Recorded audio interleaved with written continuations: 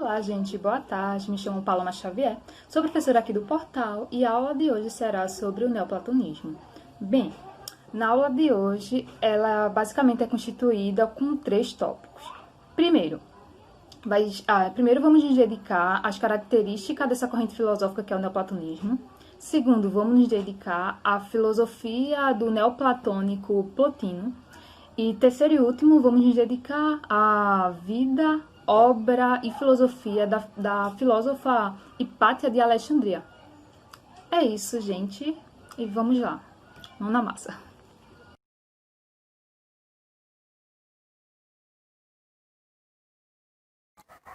Bem, para começar, o que foi o neoplatonismo, né? O neoplatonismo foi uma corrente filosófica dos séculos 3 e 4.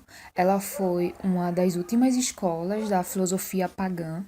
Ela se desenvolveu na extensão do Império Romano, tendo como seu principal centro, né, a cidade de Alexandria, no Egito. A corrente é influenciada pelas ideias de Platão, mas não apenas pelas ideias de Platão. O neoplatonismo é uma espécie de síntese tanto do platonismo quanto do aristotelismo, do estoicismo e do pitagorismo. O termo neoplatonismo só é utilizado na modernidade, pois os filósofos neoplatônicos da época utilizavam o termo platônicos, né, para se referir aos seus trabalhos. E o neoplatonismo, como a última grande escola da filosofia grega, apresenta, ou podemos perceber, elementos de todas as escolas anteriores a essa corrente. Por exemplo, a influência do aristotelismo pode ser encontrada no método neoplatônico e nas proposições lógicas.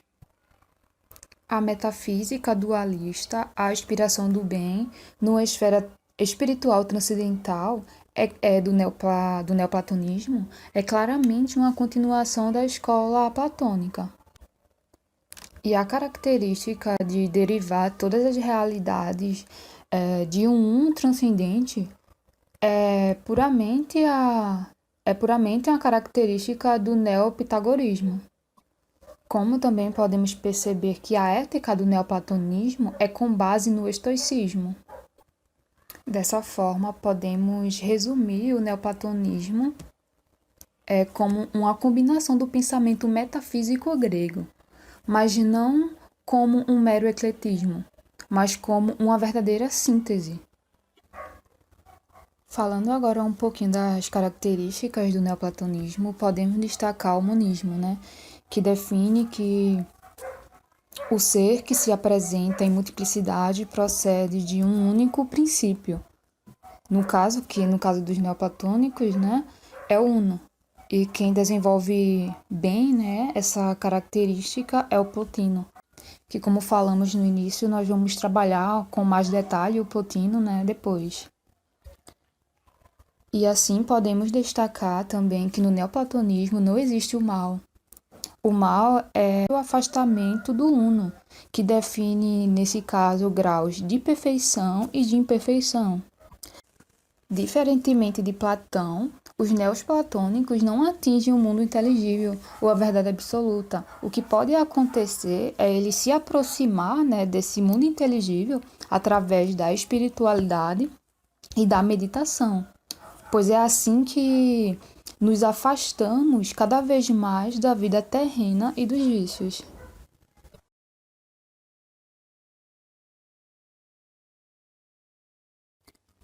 Bem, agora vamos nos dedicar um pouquinho ao neoplatônico Plotino, né? Plotino, que foi o principal fundador teórico, né, do movimento neoplatônico. Ele foi formado na escola de Alexandria e se interessou tanto pela filosofia e cultura grega quanto oriental. Plotino, como figura central do neoplatonismo, ele foi também representante da tradição filosófica espiritual que começa, né, com Platão. Em sua principal obra, As Enéadas, né, Plotino faz comentários sobre o pensamento de Aristóteles, dos estoicos, mas principalmente sobre algumas obras de Platão. E talvez por isso Plotino seja considerado um dos pilares fundamentais do neoplatonismo. Para Plotino, só pode haver um único princípio para todas as coisas, que seria o uno, esse princípio. E nesse ponto, o Plotino se assemelha tanto a Parmênides quanto ao Platão.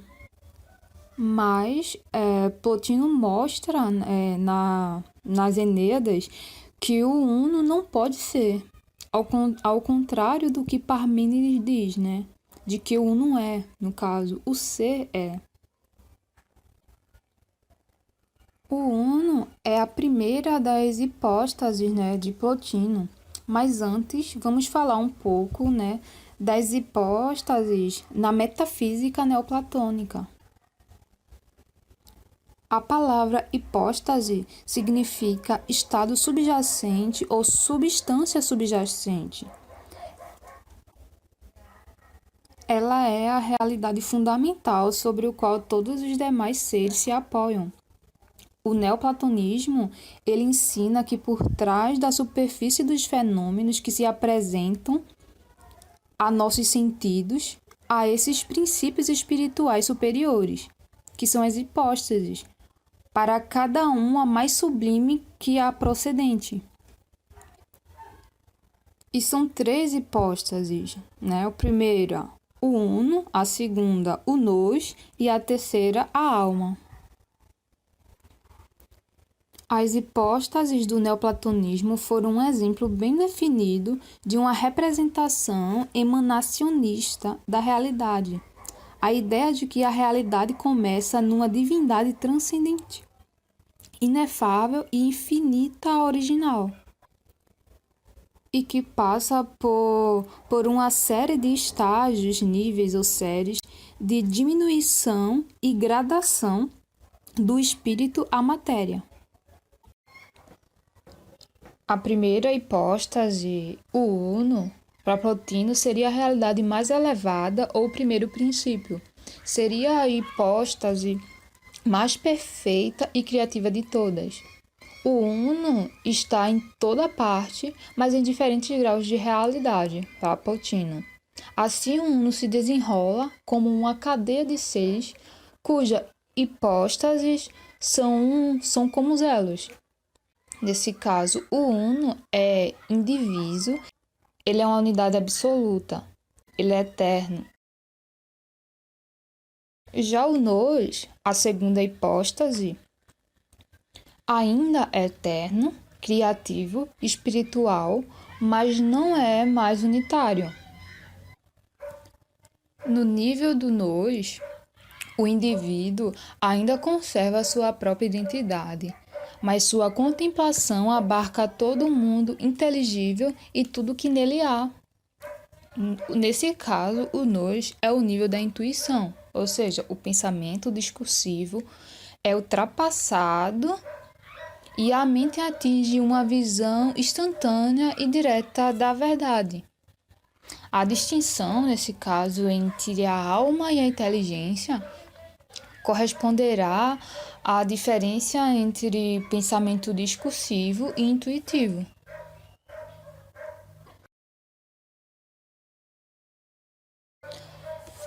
A terceira hipóstase é a alma, e segundo Plotino, é com ela que começa o tempo e, portanto, a criação, enquanto o nous abarca todo o mundo noético numa visão atemporal. Digo noético no sentido de os fenômenos subjetivos da mente.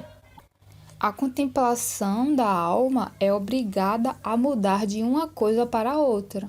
Assim, a alma constitui o nous no tempo. Embora a alma ainda seja criativa e espiritual, já não é eterna nem perfeita. em sua consciência. Ela não pode ver as coisas de uma maneira holística e que abarca o todo, mas só sucessivamente e imperfeitamente. É como se ela pudesse abarcar momento após momento. Além dessa divisão horizontal, Plotino divide a alma no sentido vertical. No caso, ele divide como superior e inferior. A parte superior da alma para Plotino seria a parte racional, e a parte inferior seria a parte irracional. A alma racional é o nível mais elevado da psique humana comum, capaz de aproximar-se do espiritual. Já a alma irracional é limitada às paixões e desejos corporais. Portanto, Plotino chama a alma de anfíbia, né? Pertencendo tanto ao mundo físico quanto ao inteligível, noético. Plotino, na obra As Enéadas, né, ele chega a falar que a alma ela tem duas faces. Uma face virada para cima, é a fase iluminada que contempla o uno, e a fase virada para baixo, que é a face da escuridão. Para a gente entender melhor essas disposições das hipóstases, vamos fazer um esqueminha para facilitar a compreensão. Primeiro, vamos representar o uno sendo o Sol e as outras hipóstases sendo degraus de uma escada, certo? Dessa forma, aqui, como está aqui na tela. E como podemos ver, o Sol fica na parte superior, emanando os raios solares, certo? Dessa forma, os degraus, o nós e as almas, recebem os raios solares, mas em quantidades diferentes. O nós, por estar logo acima, recebe mais raios que a alma racional e a alma irracional. Consequentemente, a alma racional recebe mais raios solares que a alma irracional. Ou seja, todas as hipóstases contemplam o uno, mas em diferentes níveis de afastamento.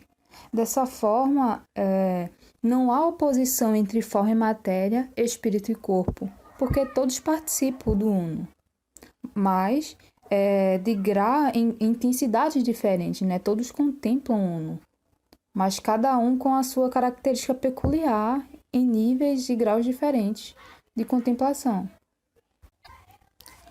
Fazendo agora um resumão dessas hipóstases de Plotino, a primeira, a gente tem um uno, que é o princípio e a fonte de todas as coisas. Ele é a unidade absoluta, a perfeição, a eternidade e criativo. Depois a gente tem o nós, que é a segunda hipóstase, que compreende todas as coisas, mas se divide em formas.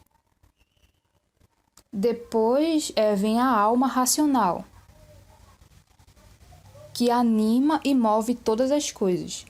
E depois vem a alma irracional, que é de onde vem a multiplicidade dos seres. E isso corresponde às três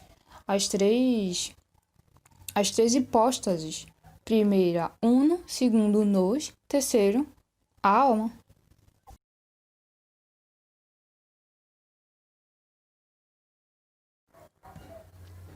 Bem, agora vamos falar um pouquinho sobre uma filósofa neoplatônica muito importante para a história da filosofia, mas que infelizmente é pouco estudada, né? Hipátia de Alexandria, que a gente não sabe muito bem assim, o período exato que ela nasceu, mas a maioria dos estudiosos confirmam que foi entre 351 ou 370 depois de Cristo, né? Ela é considerada uma das primeiras estudiosas da matemática e uma das primeiras filósofas da história. Os seus interesses de estudo se centrava tanto na filosofia quanto na matemática, na lógica, na astrologia, na álgebra, mas Hipátia não se interessava somente pela matemática pura. Ela se interessava também pela matemática aplicada ao conhecimento humano. Hipátia viveu em Alexandria cerca de 150 anos depois de Plotino, na mesma escola neoplatônica. Ela é considerada uma das primeiras também a fazer comentários mais preciso que transpõem a obra, facilitando de forma didática, principalmente algumas obras de Euclides. Ela também tem trabalhos importantes na área tanto da astronomia quanto na álgebra. Ao longo da sua vida, Hipátia tentou condensar o conhecimento matemático e o conhecimento obtido na escola de Alexandria, o conhecimento neoplatônico. Ela se formou filosoficamente e misticamente com alguns dos pensadores mais importantes do neoplatonismo. Uma obra em especial que Hipátia fez comentários e parece ter dado uma atenção especial é as Cônicas de Apolônio de Perga. Nesse tratado de Apolônio de Perga, contém seções cônicas como a hipérbole, a parábolas, a elipses e circunferências. Esses objetos cônicos tiveram muita atenção por vários pensadores, porque existe um paralelo entre essas curvas e algumas concepções a respeito da criação do universo e do papel do homem. Infelizmente, Hipátia morreu jovem, né? Aos 45 anos. Alguns fatores relevantes para falar desse episódio é que Alexandria era conhecida como uma região violenta. Por exemplo, o cristianismo, nessa época, estava convivendo com aquilo que eles chamavam de culto pagãos. Dentro de Alexandria vivia não só cristãos, mas judeus e vários adeptos de outras religiões pagãs. E, além disso, o próprio cristianismo não era unificado em Alexandria. Dessa forma, Alexandria era um lugar que viveu um momento muito violento e muito complexo. Existem muitas dúvidas sobre o que de fato acarretou a morte precoce de Hipátia. A fonte mais segura que temos é exatamente o de Sócrates, o escolástico. Uma das questões colocadas por alguns estudiosos é que Hipátia foi morta pelo fato dela defender uma forma de racionalismo que não se submetia a nenhuma concepção religiosa da época. Ela por desenvolver também um pensamento intelectual crítico que vai contra, a primeira onda do cristianismo que queria dominar ideologicamente o império. E ela simplesmente não aderiu a nenhuma visão religiosa da época. Então, no ano de 415 depois de Cristo, ela foi pega numa emboscada e infelizmente foi morta. Então, o que nos restou foi a memória, dessa filósofa à frente do seu tempo, muito importante para a história da filosofia. Vale ressaltar também muito jovem, que muito capaz também, que aos 30 anos Hipátia assumiu a direção da escola de Alexandria. Tão importante que até hoje nós temos ruídos, da grandiosidade dessa filósofa antiga. Então é isso, pessoal. Eu espero ter ajudado um pouco aí na compreensão do que foi o neoplatonismo, o papel e as contribuições que Plotino deu a essa corrente e a relevância, a importância dessa filósofa Hipátia, também para o período do neoplatonismo.